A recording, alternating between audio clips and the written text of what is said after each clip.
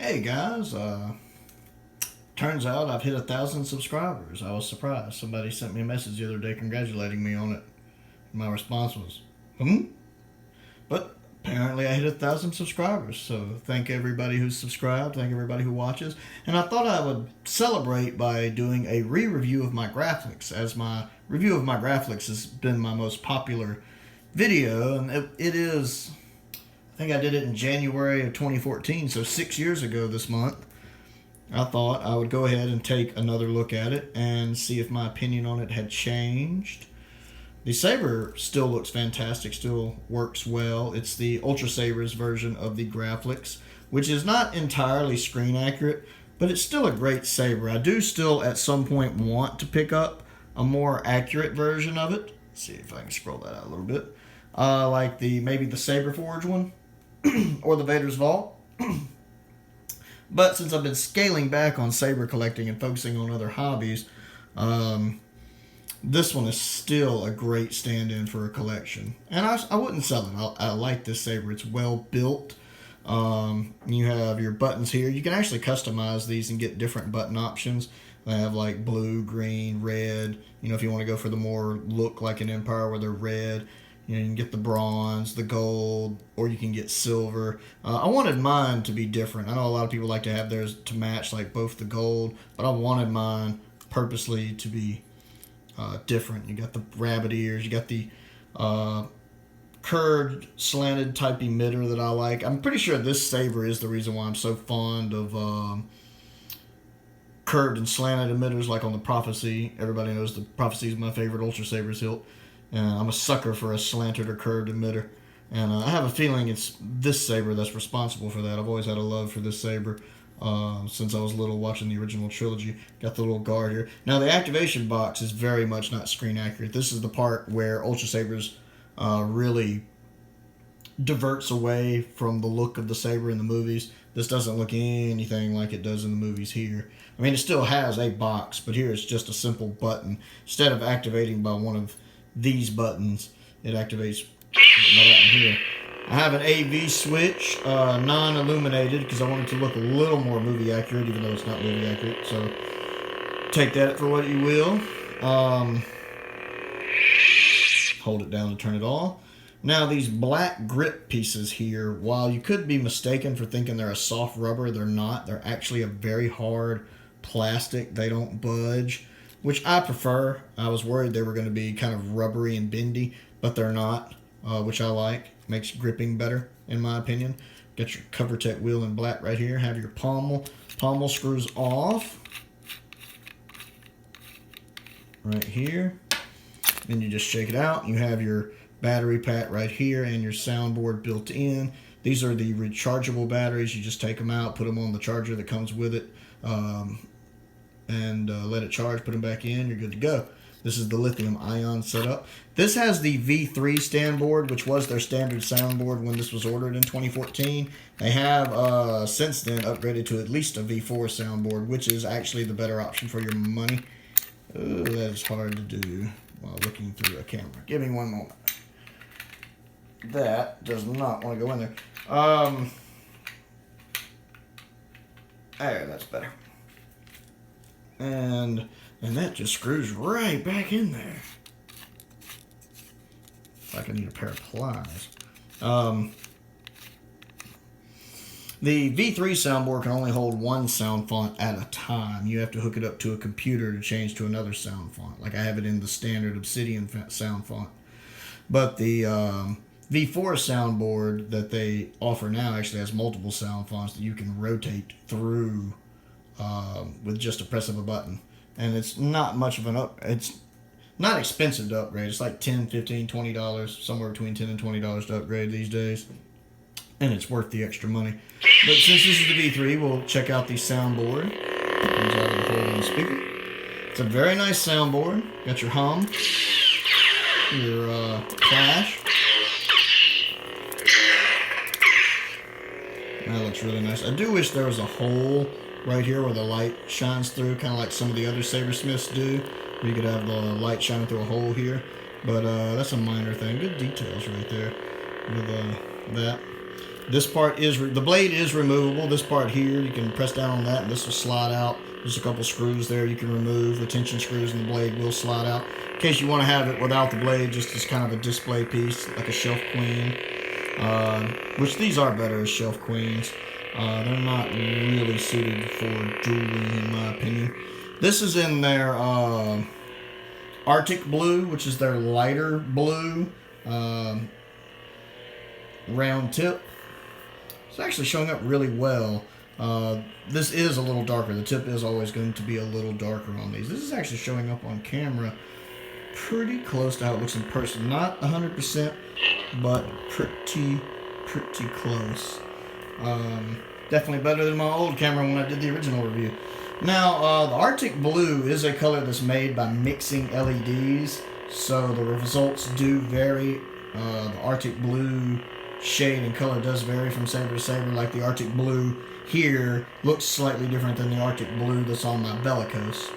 Unlike the Guardian Blue, which is made with one LED, so it has a consistent look on every saber. This, of course, is a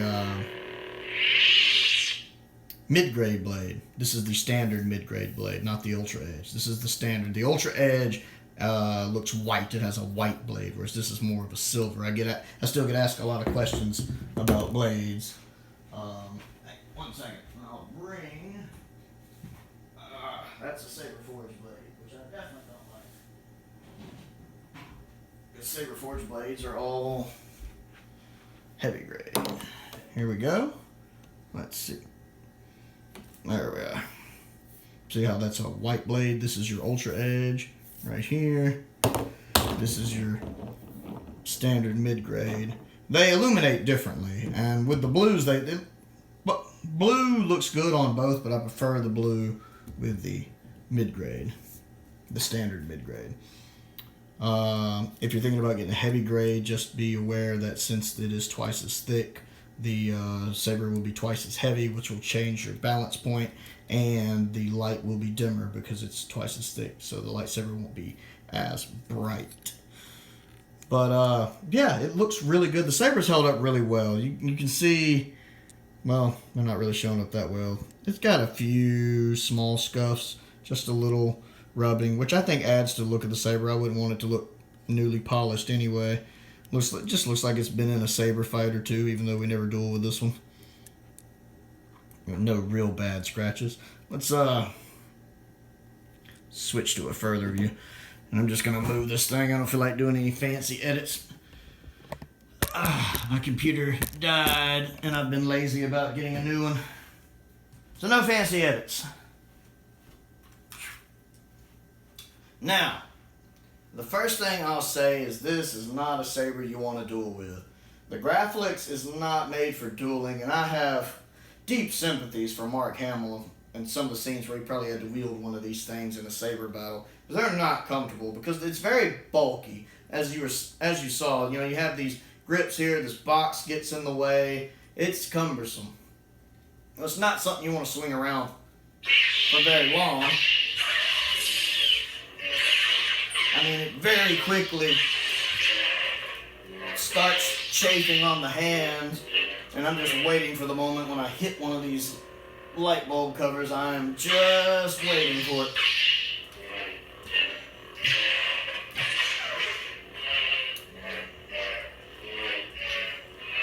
Now, let's see if we can get a good look at the blue. There we go. Now, again, this is with a mid-grade blade on a saber that's 6 years old. And it still illuminates really well with no other lighting. It illuminates really well. That Devastator looks really cool with that. And can light up the room. Again, this is the Arctic blue, which is their lighter blue. You can see how well it illuminates. So it's a pretty bright saber. Blue does tend to illuminate better than some of the other colors. Especially this lighter shade of blue. So yeah.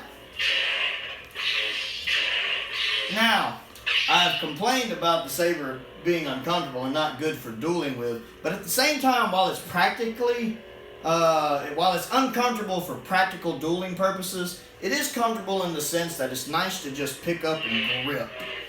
And maybe it's the fact that it is, pretty much the first lightsaber in Star Wars. It's, the lightsaber from Empire Strikes Back, which a lot of people call the best movie in Star Wars.